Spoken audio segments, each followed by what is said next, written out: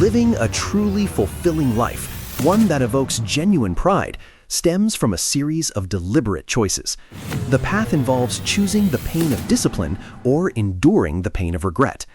Without embracing discipline, true achievement remains elusive. Often, there is a clear understanding of what actions are necessary, yet those actions are not taken. Individuals know they should resist that extra treat, avoid checking their mobile in bed when sleep is imminent, or refrain from snoozing their alarm, anticipating how they will feel in the morning. Many admire those who possess an effortless ability to perform tasks they dislike, at times they would rather not, simply because they recognize these actions lead to progress. The question then arises, what inherent magic do these disciplined individuals possess? Cultivating discipline is an attainable skill. It is a common thread found in prosperous lives and among high achievers. There are no mystical shortcuts or magic secrets. The path to discipline is straightforward, yet it is not easy. Embracing discipline moves individuals away from regret. To begin, consider this foundational principle. Discipline in small things is the pillar of great successes. Discipline has often been unfairly portrayed and demonized as a punitive force, an unwelcome burden imposed by external sources. But this perception is far from accurate. As Les Brown observed, discipline becomes punishment only when externally imposed. When self-disciplined, it transforms into a powerful means of personal progress. Discipline is not an innate trait. It is built and refined over time, representing a voluntary predisposition. Defining discipline as the ability to direct one's willpower towards executing a task consistently over time, independent of immediate emotions, until it becomes an established habit, offers a clear perspective. The power of discipline lies in its capacity to forge a desired lifestyle.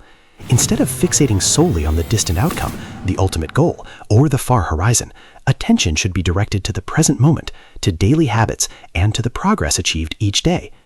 So, what constitutes the primary error when attempting to build and develop discipline? It is precisely the misconception that discipline entails absolute control over one's emotions, thoughts, or actions. This is incorrect. Discipline truly begins to build when implemented in small, manageable doses each day, incrementally increasing over time.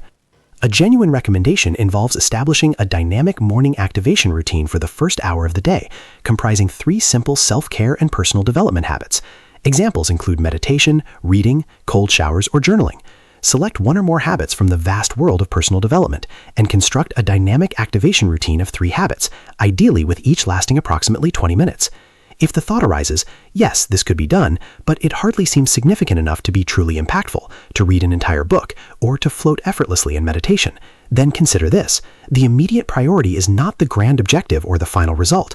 The goal is to utilize discipline as a tool to create a new lifestyle. For this, focus must be solely on consistent progress, on small daily actions, and on transforming them into habits. The second step involves leveraging the powerful relationship between discipline and motivation. Every decision consumes energy. This is why the brain has developed routines and habits, automated processes that conserve the energy expended when making choices. The decision to follow a routine arises from 2 sources, motivation or discipline. These fluctuate over time. There are periods of the year when motivation runs high, and others when comfort is lacking, necessitating a reliance on discipline. Discipline and motivation are key to this decision-making process, but their presence is inconsistent. Therefore, it is advised to identify periods of the year when motivation is high. During these times, dedicate intense effort to work, academic pursuits, entrepreneurial projects, hobbies, or side hustles. Embrace the feeling of progress and improvement by recurring to this motivation in implementing routines for a new lifestyle. Once motivation wanes, the advantage is that discipline has already been established. Often, the challenge is that discipline alone cannot sustain the same rhythm, intensity, or the full breadth of habits and routines. In such cases, systematically and consistently adhering to a routine of non-negotiable habits is recommended. Both periods of protective and productive work and daily habit routines can be reduced to a minimum non-negotiable level. For instance, if motivation allows for 8 hours of work, but discipline can only sustain 3, commit to those 3 non-negotiable hours. Instead of maintaining 7 healthy habits daily, commit to 3 or 4 non-negotiable ones. With 24 hours in a day, center and prioritize attention on these non-negotiable habits and activities. In the same way that individuals live, breathe, get out of bed, and attend to basic needs, a commitment to these activities is essential. This commitment, undertaken for one's own honor and for the sake of family and future generations, helps create momentum. This momentum then aids in implementing practical tools to ensure high levels of discipline. As President Eisenhower observed, freedom is defined as the opportunity for self-discipline. Freedom and happiness, as often reiterated, reside within discipline. It is where genuine happiness and a sense of progress are found. However, obstacles invariably arise on this path, such as a lack of motivation, low energy, and procrastination. So, how can these challenges be overcome? Fundamental tools can address these problems. The first tool is an anti-procrastination routine. When procrastination is recognized, an effective strategy involves counting 3, 2, 1, closing digital devices, getting up from bed or sofa, playing motivating music, drinking a glass of water, and performing brief physical movements like squats or reflections until energy levels rise considerably. This entire sequence typically takes about 2 minutes and serves to activate the body's energy circuits. The second tool is dissection, or breaking down tasks. Procrastination and the perceived difficulty of discipline often stem from contemplating the overwhelming finality of an entire challenge. This leads to a sense of being swamped by a vast amount of work that needs to be scaled. Instead of focusing on the entire dissertation that must be adapted, consider simply adapting for 5 minutes. For a book or article hundreds of pages long, just commit to reading the first paragraph. This taps into a deeper philosophy. Motivation often follows action. Being disciplined becomes significantly easier when the required action is perceived as simple, enjoyable, and less arduous. Avoiding immediate gratification from sources like phones, social media, casual internet browsing, or other easy pleasures allows the body's reward system to reset.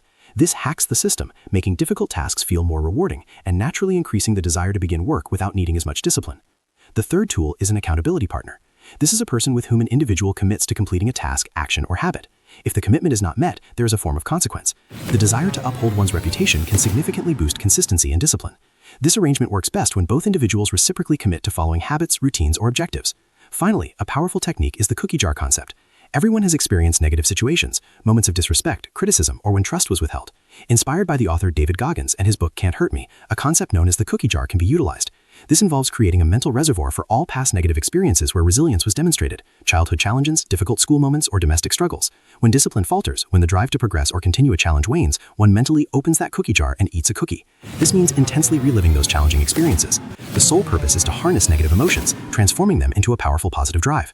The ability to relive these emotions constructively without causing self-harm can be a transformative way to manage difficult situations.